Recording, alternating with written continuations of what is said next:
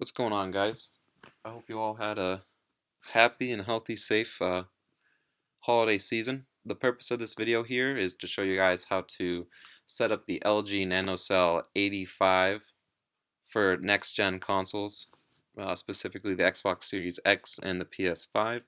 I will also be showing how to set up this TV also for the Xbox One X and the PS4, since I do not have the next-gen console currently, as I do not want to get scalped on eBay or really any site.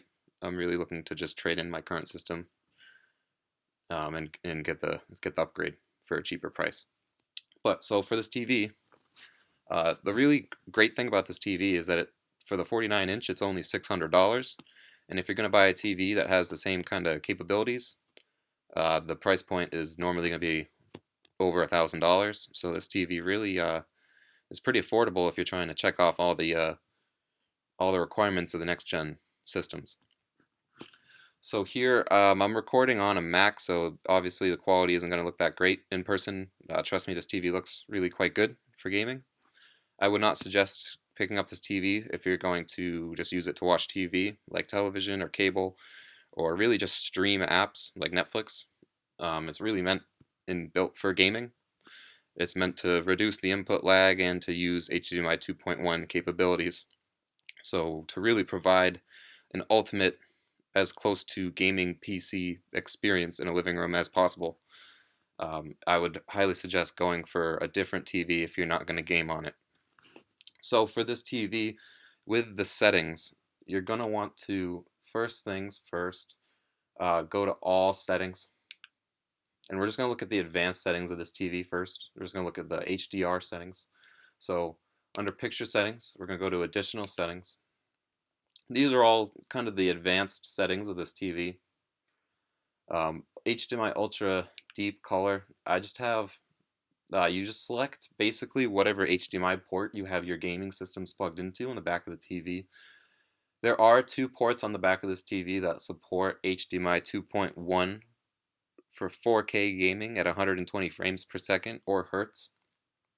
Right now I do not have the next gen consoles, so I'm just plugged into a regular HDMI port. I can't tell you which ones they are because it's on the back of the TV, but you can figure that out pretty easily. You just select whichever ones you want selected for this setting, but I have it on for the HDMI Ultra Deep Color. Instant game response, it's the same deal. You just select whatever port your system's plugged into. AMD FreeSync, I have that on as well. High, and you select whichever port. And I don't have these two settings on. You can turn these on if your eyes feel strained from TVs, which a lot of people do with new HDR. So for energy saving, you guys don't need to have this on. I have it on because this TV is really bright, and recording on this Mac, it doesn't pick up the screen, so I had to turn down the brightness and turn on energy saving just to really show you guys this TV.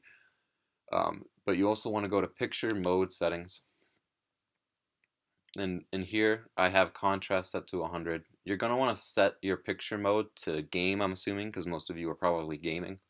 That's really going to optimize the TV for the best input lag, so like you're not going to have a lot of input lag between the controller and the response on the TV.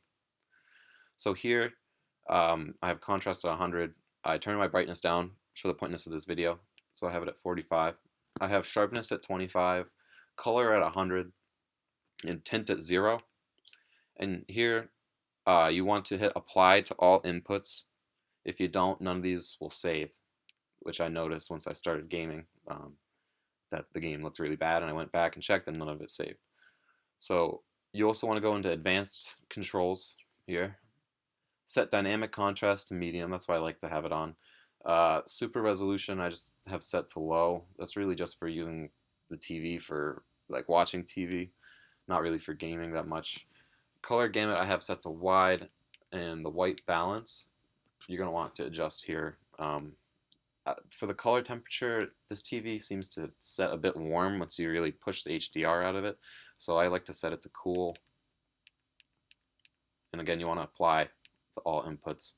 I'm not going to apply because I already have everything that I want applied.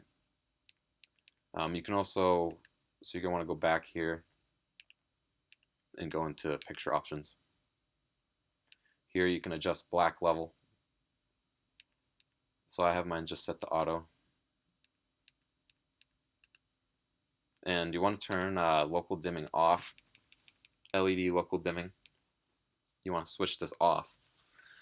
This TV has a really bad effect with local dimming if you're going to watch TV or game in a dark environment.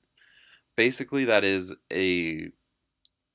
like a glow of LED lights behind an object on the TV. So like when an object gets close to the border of the TV, there will be a glow around it, and it's really noticeable in dark environments. So if you want to just completely eliminate that, which I highly suggest you do so, this is where you do it. Okay. I'm just going to go over all my settings so you can all look at it one more time. But that just about does it for settings of the TV. Now I'll show you how to connect the Xbox to take advantage of these settings. So if you're on the Xbox One X, it currently, or the PS4, they currently only utilize the HDMI 2.0 ports. So that means when you go into the settings of your system and you go to TV and display options, you have a couple options under display. And if you have the next gen systems, you should be able to select on this TV 4K Ultra HD with a refresh rate of 120 Hz. When I try and do that on this system, if I hit 120 Hz, I get a message screen that says that this system cannot support 120 frames per second at a 4K resolution. So I don't want to keep the new resolution of 100 and I think it's 1440p.